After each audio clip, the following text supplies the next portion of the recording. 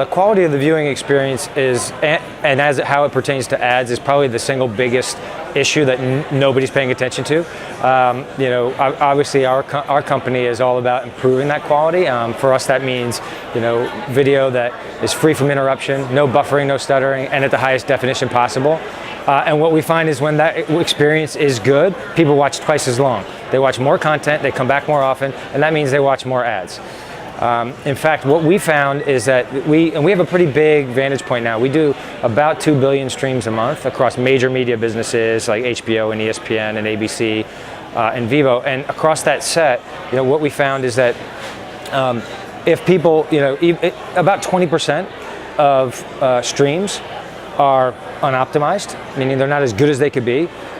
We think there's more ads that are not as good as they can be because the technology is not as well developed to deliver ads.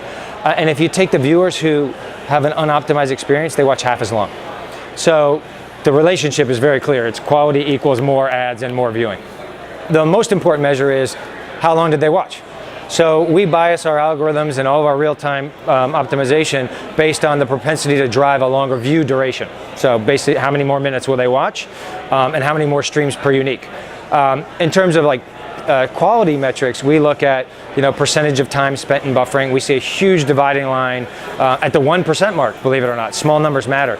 Every 1% of a time that people spend in buffering is a loss of 4 minutes of viewing. So those are some numbers that we use. We look at rendering, did you see stutter, frame rates, all kinds of technical stuff, but all that really matters is if you optimize that stuff, does it equal longer viewing? Across all of our customers that are using all our optimization, we see a minimum of a double-digit increase in viewing. Some quite a high-end double digits, and that's serious money. Like typical TV.com, one of our customers, I mean, you're talking north of $350,000 a month of additional ad revenue on one website. So it can add up pretty quickly. Big conglomerate, like a big media family, we're in the multiple millions a month of additional ad lift. So just from the increased impressions that are generated from longer viewing times or more streams per unique. So it adds up pretty quickly. In the last 12 months, across the major premium media businesses we serve, we see they've crossed the line. Over half of their streams are now outside of the browser, meaning they're on a connected device, a platform, mobile, gaming console. So in 12 months, whereas 80% was pretty much in browser a year ago. So just in 1 year's time, we see that type of shift. Agencies have to pay attention to it. What makes matters worse is that the platforms are fragmented, right? Every platform's different. The video formats are different. There's not as much sophistication as what grew up over time on, say, Flash. That all has to be addressed. For us, it's an opportunity because it needs to be optimized. For agencies, it means that there's more complexity in producing for different platforms, but you can't alienate those audiences because most people watch on not just one single platform. They're watching on more, multiple. Now we're actually taking the fact that we use real-time measurement of every viewer every second to help drive other efficiencies in a digital media business. Those can be better content targeting. So we can use the real-time viewer data to do targeting of content, what you'll like next, recommendations. We see it for ads, obviously. One reason we're at this conference is because we did a study around ad engagement specifically due to quality and the loss of it, and we found that ads themselves are less tolerant. People watching ads are less tolerant to bad quality. In fact, a buffering during an ad has a 3 times higher propensity to be abandoned than if it was content. So we know there's a big opportunity there as well. But we're launching new products in the area of using real-time data for content targeting, for ad targeting, also for subscriber management for TV Everywhere businesses. So the example is you have a pay-per-view or you pay a subscription or you're getting it through your cable company, you're paying for it as part of your monthly bill. When it doesn't look good, you're going to call somebody. When you call someone, that call center agent doesn't know what to do. Do they have to rebate you or whatever? So we give them tools to help manage that interaction better.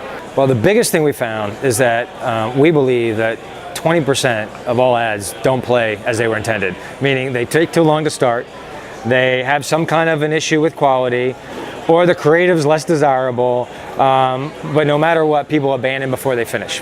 That's a big number. And we think it's that pervasive. We also found that there's a unique affinity between ad creative and content creative.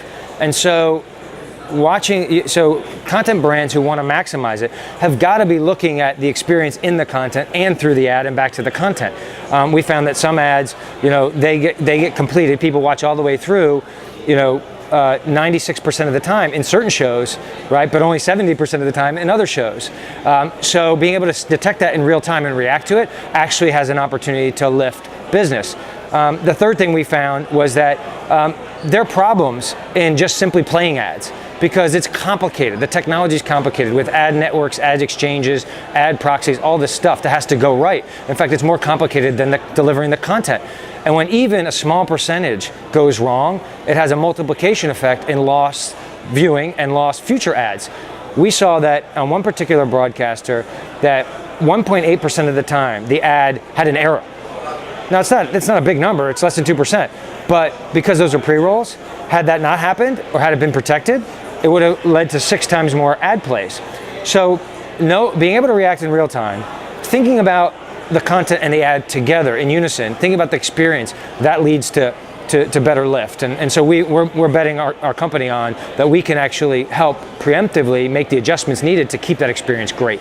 What we found is that ads perform differently in different content types. Live, short form, long form, episodic versus full length, all have different tolerances to length of ad, 15s versus 30, different tolerances for when how many pods in a pre-roll versus mid-roll. So I think first and foremost, we believe you got to use real-time data. You got to look at the engagement of the content and the type of content and use that in real time to determine what is going to have the highest probability for completion on the ads and use that to drive your ad decisions. There's a lot of companies out there that do yield management or behavioral targeting or ad optimization, but they're focused on ad servers. They're focused on campaign management. All that stuff needs to be done.